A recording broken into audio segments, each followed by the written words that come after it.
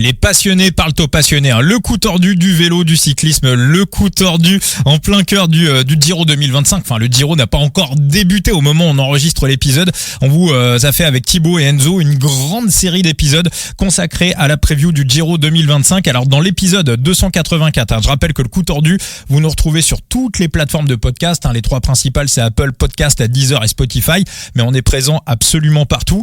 Et donc, dans l'épisode 284 avec la Tib et avec Phoenix, on vous a fait un épisode consacré au GC, au classement général avec le parcours et nos pronostics. Dans l'épisode 285, on vous a fait un épisode consacré aux électrons libres, ces fameux électrons libres indispensables pour dominer les jeux de fantasy, notamment sur Side Limit. On vous a fait un épisode consacré au maillot cyclamen, à savoir le classement du meilleur sprinter.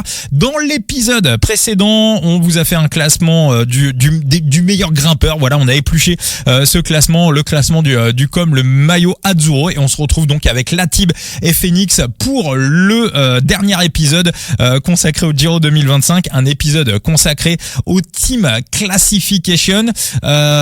Thibaut, tu veux rappeler un petit peu le règlement ? Bien, le classement par équipe est établi sur les 3 premiers de chaque étape. Donc en fait, si tu es surreprésenté dans une échappée qui prend énormément de champs, tu prends énormément de temps.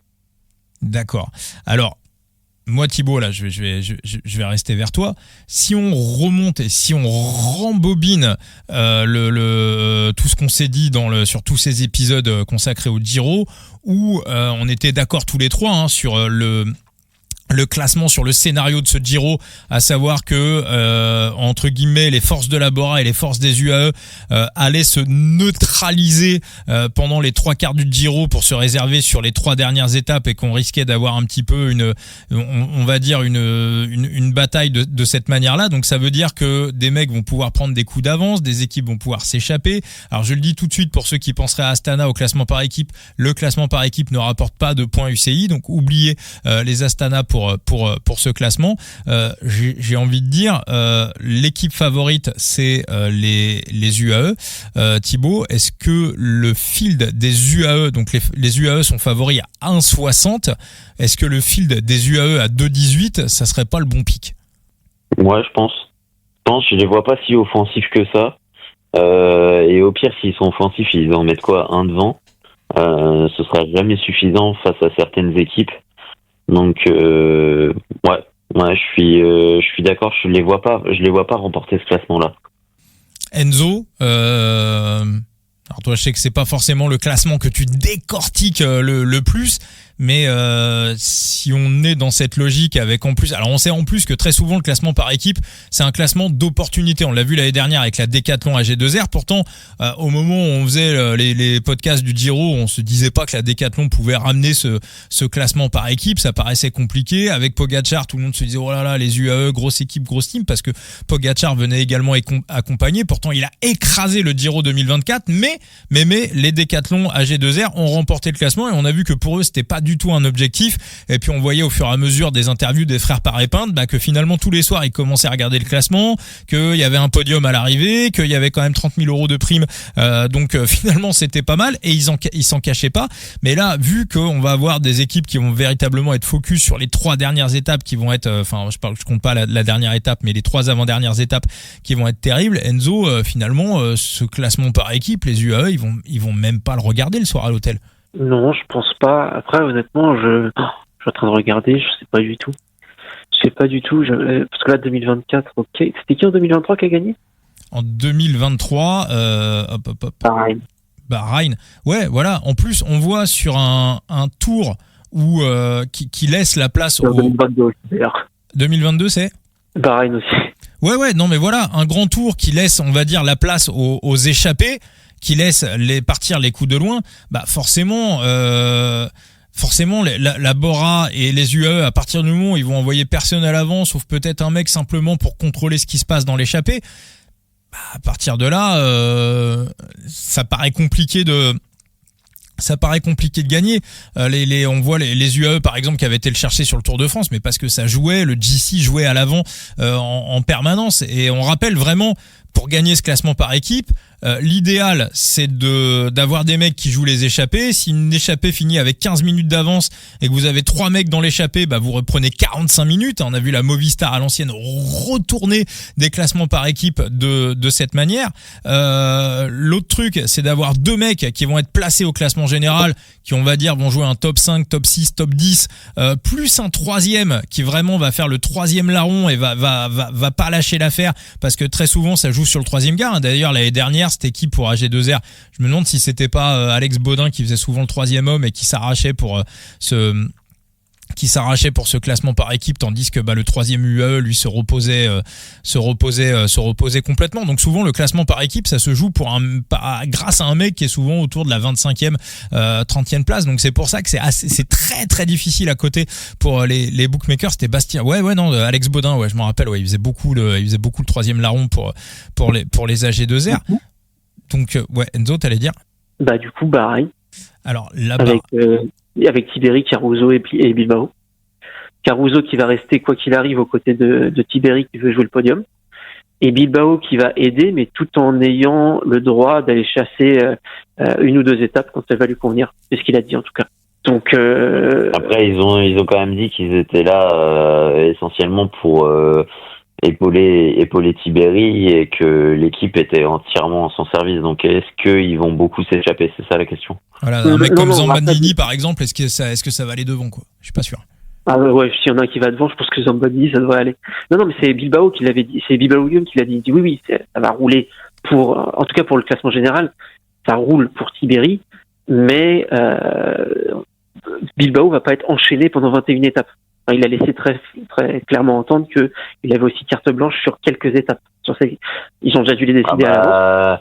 Honnêtement, j'espère qu'il a sa carte sur la 19e parce que c'est un homme qui se sublime dès que tu dépasses 4500 mètres de D+. L'un des plus forts du monde. Moi, il en avait gagné une en 2019, je crois, comme ça sur le Giro. Ah ouais. Alors, tu lui mets le maximum de D+ possible, de la pluie, il est imbattable. Moi, il y en a une qui est quand même, pour moi, qui a le profil. On a 2 mecs qui vont jouer une place au classement général. Bernal et Timen Arensman. C'est la mienne. Quand tu l'as décrit, j'allais dire c'est totalement dans l'esprit. Et puis en plus, c'est dans leur philosophie. Ils l'ont dit, maintenant, ils vont se réformer un peu. Ils vont être suroffensifs sur les grands tours. Et on l'a vu du côté des classiques. Quand ils sont offensifs, ils le sont pas tout seuls. Ils le sont à plusieurs dans l'équipe. Donc c'est une équipe qui peut en mettre plusieurs à l'avant et qui peut miser sur ses backups, à savoir Timen Arensman et Egan Bernal en GC. Donc pour moi, ma favorite de ce classement par équipe, c'est l'Ineos Grenadiers. On est sur la même, tu vois, Castroviejo, parce qu'en plus ils vont pas rester à l'arrière, ils vont pas avoir besoin de contrôler, sauf si Bernal se retrouvait vraiment hyper bien positionné au classement général. Mais pour moi, s'il va chercher son classement, on en a parlé dans le premier épisode, ça sera sur ça sera sur la fin de la 3e semaine. Tarling Turner, ça peut attaquer. Donc ouais, Lucas Hamilton également. Castroviejo, on va pas le laisser derrière. Il y a aussi une donnée importante à prendre en compte sur le classement par équipe, c'est que les contre-la-montre jouent aussi énormément quoi. Et ça joue avoir 3 mecs, pas énormément, mais ça joue. On l'a déjà vu, si t'as 3 bons rouleurs sur le classement par équipe, ça peut te faire un gap de 10 à 15 minutes à la fin. Non, je te l'avais déjà fait la dernière fois sur le précédent podcast sur les grands tours et je t'ai calculé la moyenne, tu gagnes à peine 5 minutes. C'est pas mal. Sur les chronos, c'est que dalle, 5 minutes. Oui, c'est vrai que sur le classement par équipe... Par rapport à une échappée, c'est que dalle, honnêtement. Mais bon... Les chronos, c'est très, très nettement minoritaire à prendre en compte. Vraiment. Mais voilà, ça peut quand même un petit peu jouer. Donc voilà, donc Arensman et Bernal protégés pour le classement général. Et après, Castroviejo, Hamilton, Brandon Rivera, Kim Heiduk, Tarling, Turner. Voilà, Tarling il va s'échapper. Ouais. Alors on va aller chercher la cote des 19. 19, ça me plaît bien. Allez, 19 sur le bookref. Ça sera. On a les... Souvent Thibaut comme ça, quand on a les planètes alignées, souvent ça passe. Bon là, ça va pas passer, mais.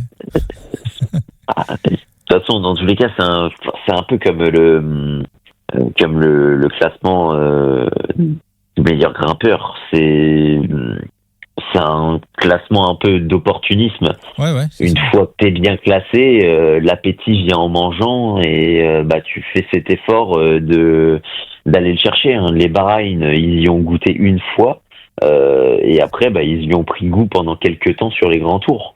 Les Movistar, c'était pareil. Ils prenaient goût sur le Tour d'Espagne et puis après, ils se mettaient un point d'honneur à aller le chercher avec leur trident sur les autres grands tours.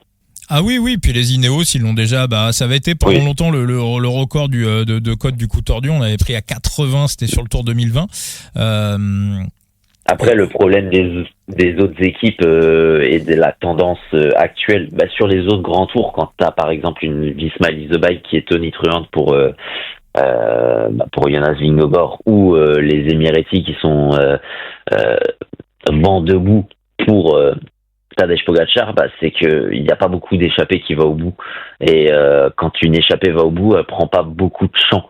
Donc forcément, ça favorise un peu les dessins des Emiratis dans ce genre de situation ou au moins de leur adversaire principal. C'est vrai que si ça se neutralise, mais après si ça se neutralise et si ça doit jouer entre équipes du classement général, ce dont je doute. La Red Bull a autant de chance que... là. Ouais, voilà. Là, il y aura pas mal d'échappées. Donc le field des UAE.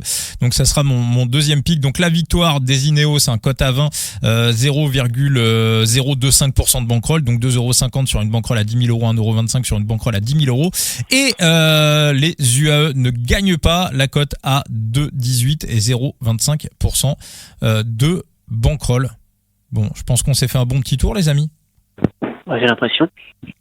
J'ai l'impression, oui, qu'on a parlé de tout sauf du maillot qui intéresse pour chaque grand tour le moins, à savoir celui du meilleur jeune. Ah allons-y Thibaut, le bonus qui était pas prévu là, le fameux maillot du meilleur jeune. Alors si tu dis ça Thibaut, on n'aura pas le même. Alors toi tu pars sur Ayuso quand même. Oui. Oui. Toi Thibaut, tu penses que Tiberi peut faire la blague? Je le parie pas. On est quand même face à un talent intergénérationnel qui va quand même en step up et puis s'il a pas de trou d'air, il est au-dessus. Maintenant, pour moi, j'élude pas le cas où Ayuso se fait piéger, Ayuso pète sur une étape et perd du temps, donc là Tiberi peut reprendre un peu l'avantage, mais Ayuso, on l'a vu aussi il y a quelques années, c'était le grand favori du Tour de l'Avenir. Première étape, hop, bim, dans le fossé, dans le ravin, allez, terminé, bonsoir, pas de Tour de l'Avenir. Donc on le sait, le Giro c'est aussi un grand tour de surprise, donc sur ce type de classement il y a aussi parfois des opportunités à prendre, mais non, j'irai pas. Oui, en logique. Alors pour ceux qui sont intéressés, voilà la cote de la victoire de Juan Ayuso pour gagner ce maillot blanc, elle est à 1,44. Bon, ouais, moi je j'irai pas. Peut-être qu'est-ce qui peut être intéressant au niveau des match-up, peut-être. Tu vois, Pellizzari devant Del Toro. Après, ça reste quand même particulièrement Gumbel, 3,04 Pellizzari. Moi, j'ai l'impression, Enzo, on en a peu parlé, mais Tonton et son neveu, ça va être pour moi la grande love story de ce Giro 2025. On va terminer là-dessus avec avec cette histoire d'amour. On sent que vraiment il s'est passé un truc. Clairement, on rappelle que Pellizzari était pas prévu à la base sur le Giro, il était remplaçant. On peut imaginer que à la vue de ce qui s'est passé sur le Tour de Catalogne, on peut imaginer que Roglic a insisté pour avoir Pellizzari pour le Giro. Enzo, moi j'ai l'impression qu'en haute montagne, Pellizzari va peut-être accompagner un peu plus loin Tonton Roglic que Isaac Del Toro va accompagner Juan Ayuso. Honnêtement, je sais pas. On n'oublie pas que Del Toro, il a gagné le Tour de l'Avenir devant Pellizzari. Del Toro, je le vois plus puncher, et Pellizzari, je le vois plus pur grimpeur en fait. Honnêtement, je sais pas. Del Toro, alors puncher oui, mais sur les longues ascensions du Giro, il va faire l'élastique. Ça, c'est un Almeida. peut-être potentiellement plus fort dans les années à venir. La manière dont il gère ses ascensions, t'as l'impression que s'il fait un col de 30 bornes, il serait capable de le commencer en 60e place et de gagner au sommet. Hein. Le nombre non, de fois, en vrai, il est perdu et d'un seul coup, tu le vois popper de nulle part. Tu fais, waouh. en vrai, sur les match-up, même si la cote est plus basse, on est d'accord qu'un Marco Brenner, ça va beaucoup plus miser sur les échappées et aller essayer de viser dessus. Et Max Poole, lui, il va peut-être un peu plus être là pour le GC et s'accrocher. C'est sûr, en fait, c'est ce qu'ils ont dit chez Picnic, c'est que Bardet et Poole visent le général. Et c'est pour ça aussi, d'ailleurs, Bardet, j'avais un peu pensé pour le maillot bleu, mais son deuxième rôle, au-delà du général, c'est d'accompagner et de faire grandir Poole. Donc je pense pas qu'il s'amuse à... Non, j'y crois pas. Ouais, et puis je pense pas que pour sa dernière, il s'amuse à essayer de se faire un kiff qui peut potentiellement ne pas être atteignable, tu vois. Donc et puis enfin le brider un peu sur ses ambitions d'aller en gagner une autre étape, une dernière étape. Donc je pense que non, faut oublier Bardet pour le com. Mais par contre du coup Pouls face à Marco Brenner qui lui devrait perdre beaucoup plus de temps, même si c'est 1,44, je trouve que c'est un 1,44 bien payé. On parle de Max Poole et pas de Wood Poole, ça on est d'accord. Ouais. Oui, Max Poole, ouais. Okay. Oui, non, c'est vrai que c'est... Moi, je vois pas un monde, en fait, où Marco Brenner finit devant. Parce que Marco Brenner, en plus de ce qu'il a annoncé, il vise plus une étape, donc... Ah, puis c'est vrai que Brenner, lui, quand ça débranche, ça débranche. Ah oui, non, mais moi, là, honnêtement, quand je te dis c'est un 1,44 bien payé, va littéralement y avoir 1 heure de différence entre les deux. Hein. Même plus. 1h44. Ouais, bah moi je l'ai un peu plus bas, hein. Je l'ai un 39. Pareil, pas trop. Après le truc c'est que c'est une cote qui peut être intéressante du côté des francophones et notamment des Belges parce que eux leur match-up ils peuvent les combiner, tu vois. Voilà. Donc à partir du moment où tu combines, ça fait un boost quand même appréciable, 1,44.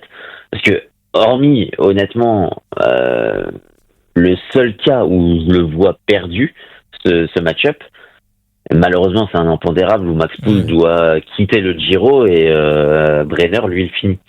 Mais sur l'aspect sportif, Max Poole, s'il est devant vous, il n'y a pas loin de 2 heures de différence au classement général entre les deux. C'est vrai qu'en plus du côté des pique-niques, on va peut-être commencer aussi un petit peu à regarder ce qui se passe au niveau du classement UCI.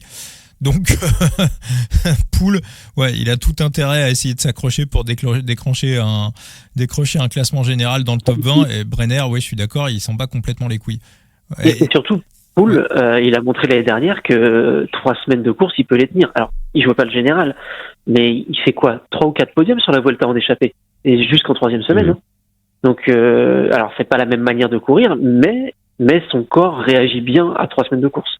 Donc, même s'il doit lâcher du temps, il en lâchera pas autant, ou alors il commence à le lâcher très tard dans la course quand Brenner sera déjà très loin. Bon, bah écoutez, ami belge, voilà, moi je le prendrai pas, je pourrais pas le prendre parce que je peux pas le combiner, mais en tout cas, ami belge, voilà, Thibaut vous a donné une idée éventuellement à aller mettre dans un combiné.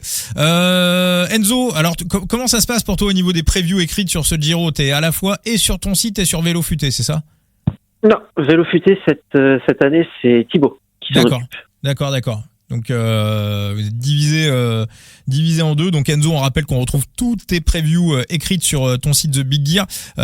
Preview écrite de la totalité du Giro, dispo ce soir. Ok, bah c'est bon. Alors donc voilà, ceux qui nous écoutent en se réveillant en ce mercredi 7 mai, bah vous avez déjà toutes les previews sur les sites sur le site The Big Gear, le site d'Enzo, et Thibaut, bah sur Vélo Futé, il y a déjà pas mal de choses.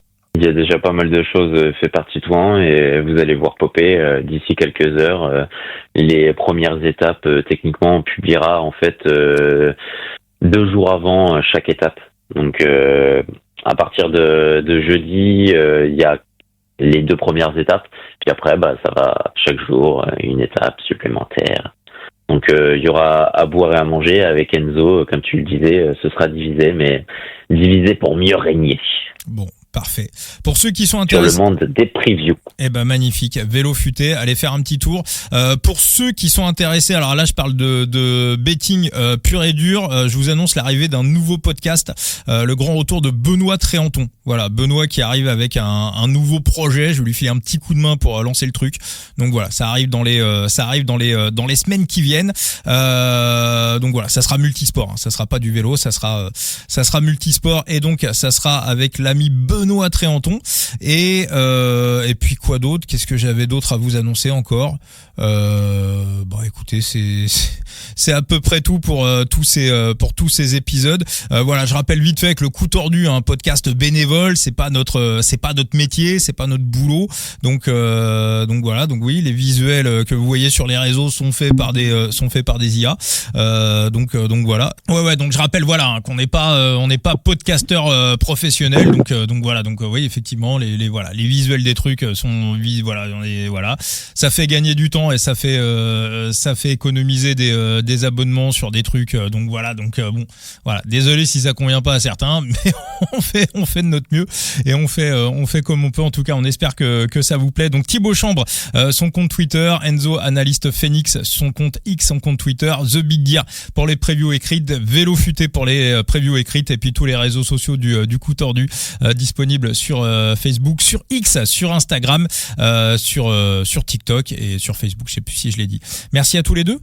Merci à toi. Merci, mais on n'a pas un truc comme conclusion? Ah bah vas-y Thibaut. Peut-être qu'il y aura une belle surprise pendant le Giro. On verra ça du côté des réseaux du Coup Tordu. Eh bah très très bien. Et puis dans le podcast également. Et puis on vous retrouvera aussi pendant le Giro, hein. Quand vous êtes dispo, moi j'allume le podcast en quotidienne. Donc quand vous êtes là, vous me dites, vous êtes les bienvenus. Le bar est ouvert. Avec plaisir. Eh ben magnifique. Encore merci à vous deux, puis à très très vite, vendredi pour jeudi direct, hein, pour l'étape 1. Ciao les amis. Allez, ciao.